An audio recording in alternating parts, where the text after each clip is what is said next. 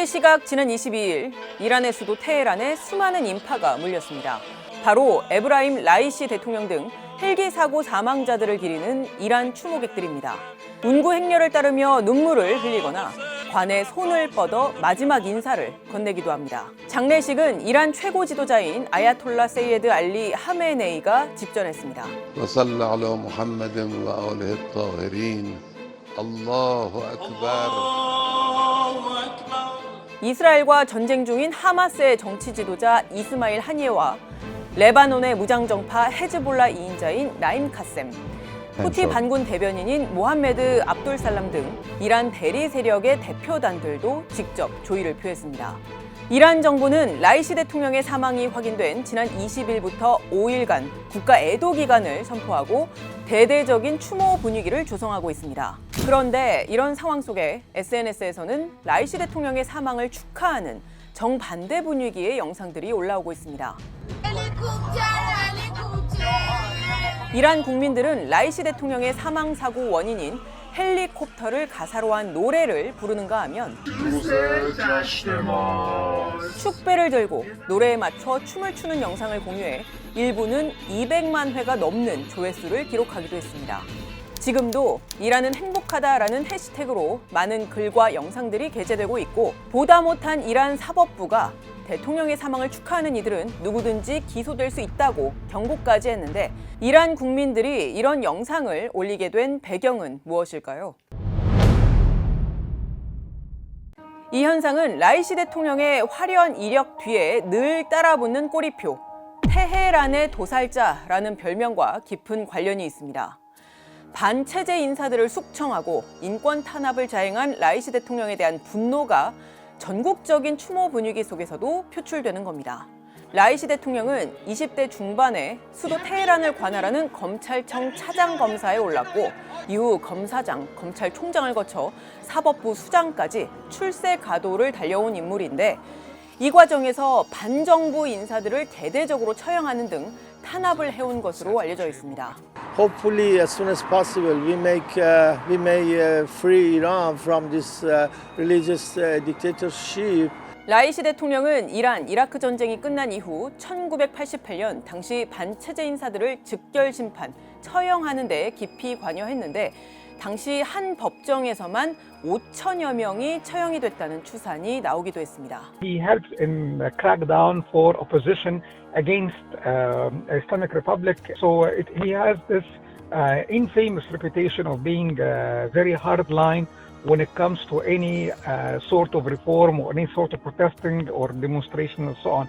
라이시 대통령은 지난 2022년 9월 히잡을 제대로 쓰지 않아 머리카락이 많이 보였다는 이유로 22살 여성 마흐사 아미니가 경찰에 끌려갔다가 의문사한 이후엔 전국적으로 번진 반정부 시위를 무력으로 진압해 거센 반발을 샀습니다.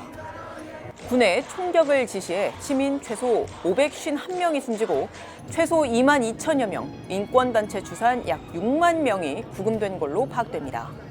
최근 SNS 영상에서 라이시 대통령의 사망을 축하한 이들 중에는 실제 이 히잡 시위에 참가했다가 한쪽 팔을 다친 여성도, 또 히잡 시위에서 정부군 총격에 어머니를 잃은 두 딸도 있었습니다.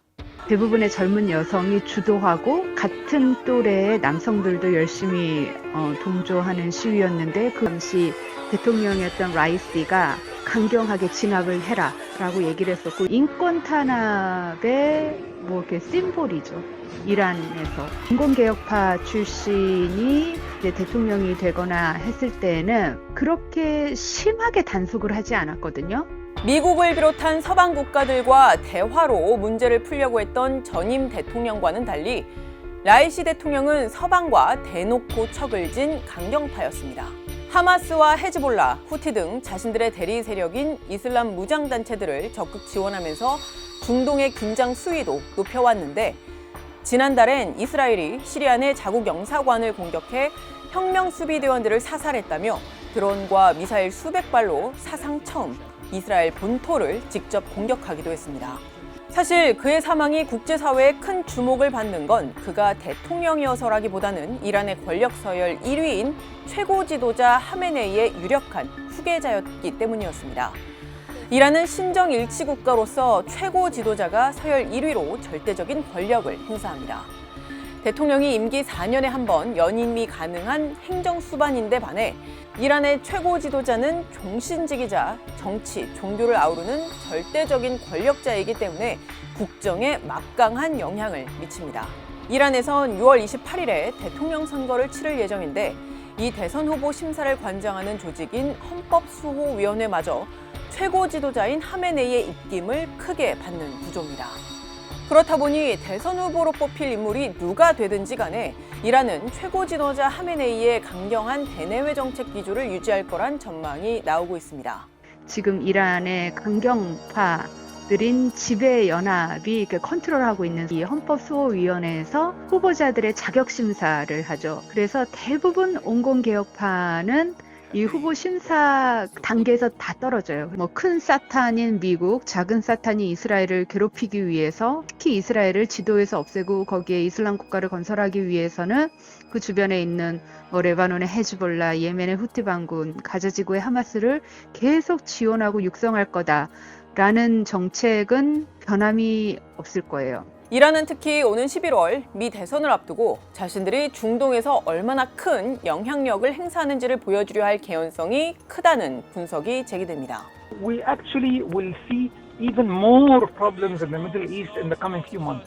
Hezbollah will start to agitate Israel more and more. Netanyahu have said he will want to go into Lebanon to stop Hezbollah. So we're likely to see more increase in violence than even continuation of violence. 즉, 이스라엘 전시 내각의 대응을 포함한 다른 전쟁의 변수를 차치하고서라도 이란 정부가 자신들의 협상 우위를 점하려 하마스와 헤즈볼라, 후티 반군 등의 공격을 적극 지원해서 중동 정세를 불안정하게 만들 수 있는 겁니다. 이 경우 우리에게 미칠 파장도 당연히 클 수밖에 없기 때문에 중동 정세의 추이를 계속 면밀히 지켜볼 필요가 있겠습니다. 지금까지 뒷백이었습니다.